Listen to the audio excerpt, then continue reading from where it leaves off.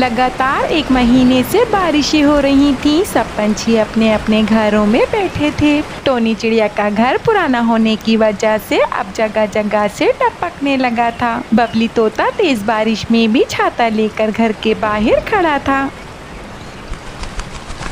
बबली भाई, आप इतनी तेज बारिश में भी घर के बाहर क्यों खड़े हो? टोनी, मेरे घर की छत टपकने लगी है। उसकी मरम्मत करने के लिए कुछ जरूरी सामान लेने जा रहा हूँ। कल रात मुसलसल बारिश होती रही, इस वजह से मैं सो भी नहीं पाया। बबली भाई, इतनी तेज बारिश में छत की मरम्मत कैसे करोगे? यही सोच रहा हूँ मैं भी। बबली भैया, मैं छत की मरम्मत तो नहीं कर सकती। मेरे घर की छत भी बुरी तरह से टपक रही है। मैं उसको पैक करने के लिए पन्नी लेने जा रही हूँ। पन्नी? ये आइडिया तो अच्छा है तुम्हारा। बारिशों में घर की मरम्मत तो नहीं हो सकती, मुझे भी पन्नी लानी होगी। ऐसे टोनी चिड़िया और बबली तोता आपस में बातें कर रहे थे। घर की छत पर खड़े कालू गोरी उनकी बातें सुनकर हंस रहे थे। गोरी, देखो तोते और चिड़िया को कैसे परेशान हाल खड़े हैं। परेशान तो होना ही था, इन कामचोर पंछियों की छत जो टपक रही है। अगर बारिश शुरू होने से पहले पहले घर की मरम्मत कर लेते तो आज परेशान न होना पड़ता।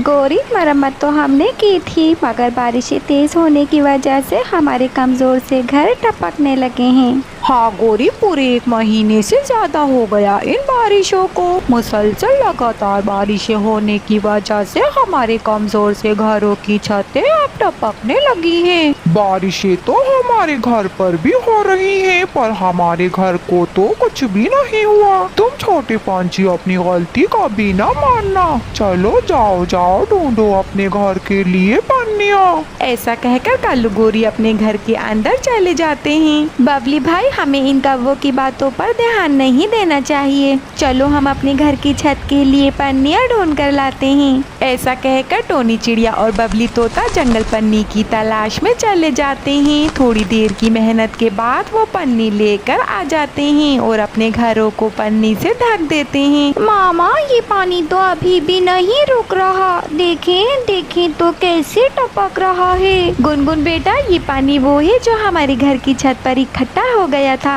थोड़ी देर बाद ये पानी टपकना बंद हो जाएगा। माँ, भूख लगी है। गुनगुन बेटा, भाई को भूख लगी है। आप और सोनू खाना खा लो, मुझे बाहर बबली तोते के साथ भोजन लेने जाना है। पर मामा, भोजन तो आपने ढेर सारा इकट्ठा कर रखा है, तो इतनी तेज बारिश में क्यों जा रही हो? सोनू बेटा, बारिशों का कुछ नहीं पता कि कब तक होती रही। ऐसी तेज बारिशों में भोजन तलाश करना बहुत मुश्किल काम है। बबली भाई को एक फलों वाला पेड़ पता चला है, वो वहाँ फल लेने जा रहे हैं। मैंने सोचा मैं भी ले आऊं। आप दोनों घर पर ही रहना, मैं बस थोड़ी देर में आ जाऊंगी। ऐसा कहकर टोनी चिड़िया बबली तोते के घर जाती है। बबली तोता घर के बाहर खड़ा था। टोनी, तुम आ गई? जी बबली भाई, अब जल्दी चलो, शाम होने से पहले पहले हमें घर भी आना है। फिर दोनों पंछी भोजन की तलाश में चले जाते हैं। टोनी, ये देखो, आम से भरा पेड़ है। हम यहाँ से ढेर सारे आम तोड़ कर ले जाते हैं। बबली भैया, ये आम तो बहुत मीठे लग रहे हैं। मेरे बच्चे तो आम देखकर ही खुश हो जाएंगे। मेरा बेटा भी बहुत खुश होगा। मिर्चे खा खा कर थक गया है। आम लेकर जाऊंगा तो खुश ही हो जाएगा। ऐसे दोनों जल्दी जल्दी आम तोड़कर अपनी टोकरियों में भरने लगते हैं। टोनी चिड़िया, ये आम बहुत रहेंगे, अब जल्दी से घर चलो। ऐसे आम टोकरियों में भरकर वो दोनों अपने घर आने लगते हैं। कालू गोरी तो दूर से ही उन्हें आम लाता देख लेते हैं। कालू, वो देखो, तोते और चिड़िया को आम से भरी टोकरियां लेकर आ रहे हैं। इन्हें इतनी तेज बारिश में आम कहाँ से मिले? कहीं से भी मिले हो, हमें क्या। हमें तो बस आम खाने से मतलब होना चाहिए। क्या मतलब?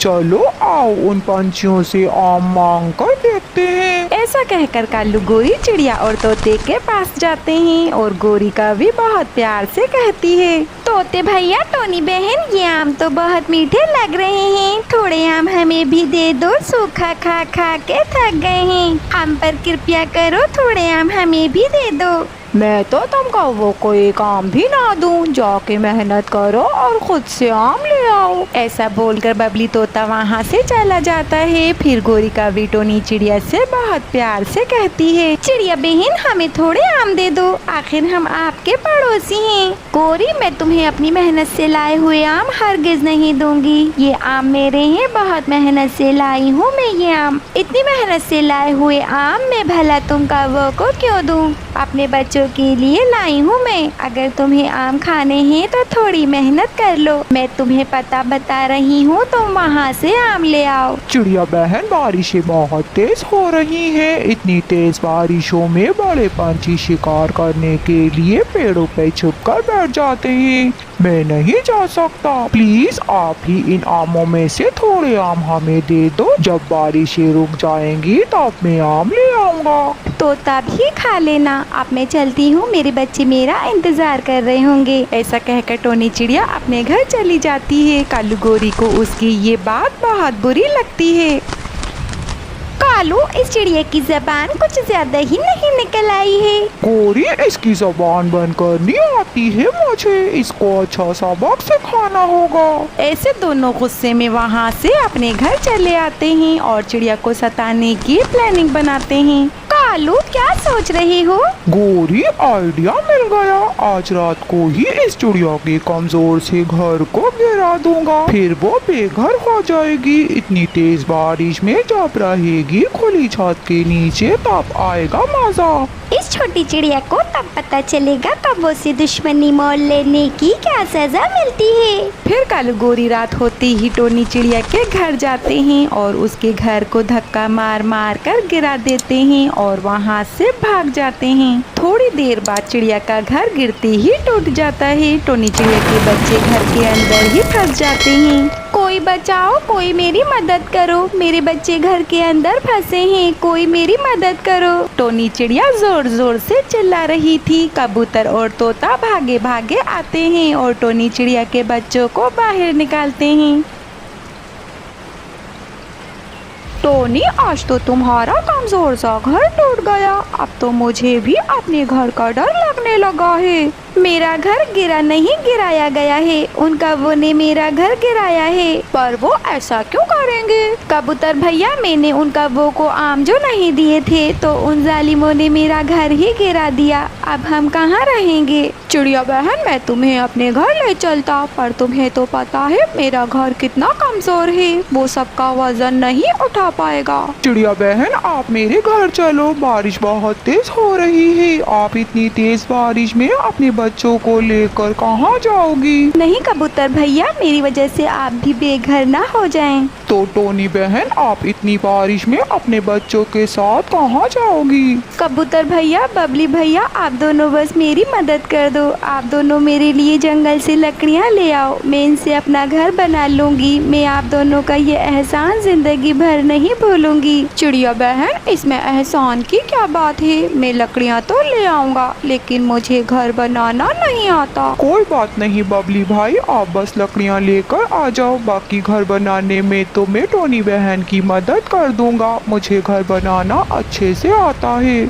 ऐसे बबली तोता और टोनी चिड़िया बांस लेकर आते हैं और चिड़िया उन बांसों से घर बनाना शुरू कर देती है। एक ही दिन में चिड़िया का छोटा सा घर बनकर तैयार हो जाता है। अब चिड़िया अपने बच्चों के साथ उस घर में रहने लगती है। दूसरी तरफ तेज बारिश होने की वजह से कालू गोरी का घर गिर जाता है।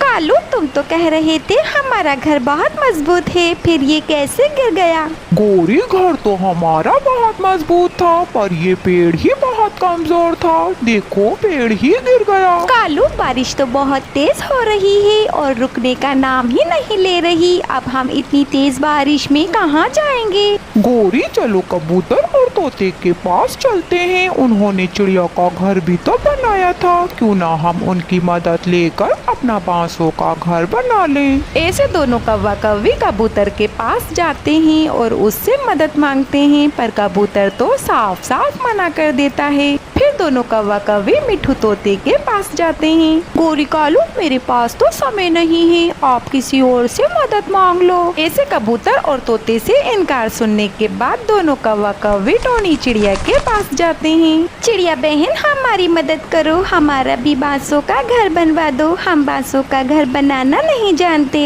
जानती तो मैं भी नहीं हूँ, मेरा घर तो खुद बबली तोते और लालू कबूतर ने बनाया है, आप उनसे मदद मांग लो। हम गए थे उनके पास, उन्होंने साफ साफ मना कर दिया। गोरी, उन्होंने मना कर दिया तो मैं क्या कर सकती हूँ। ऐसा कहकर टोनी चिड़िया घर के अंदर चली जाती है और दरवाजा बंद कर देती है। ऐसे कौवा कौवी वहाँ से चले जाते हैं और खुद को छुपाने की कोशिश करते हैं, पर उन्हें कोई भी सुरक्षित जगह नहीं मिलती। वो बारिश में भीगते ही रह जाते हैं। उन्हें सबक मिला था, जो खड्डा हम दूसरों के लिए खोदते हैं, आखिर उसमें खुद ही गिरते हैं।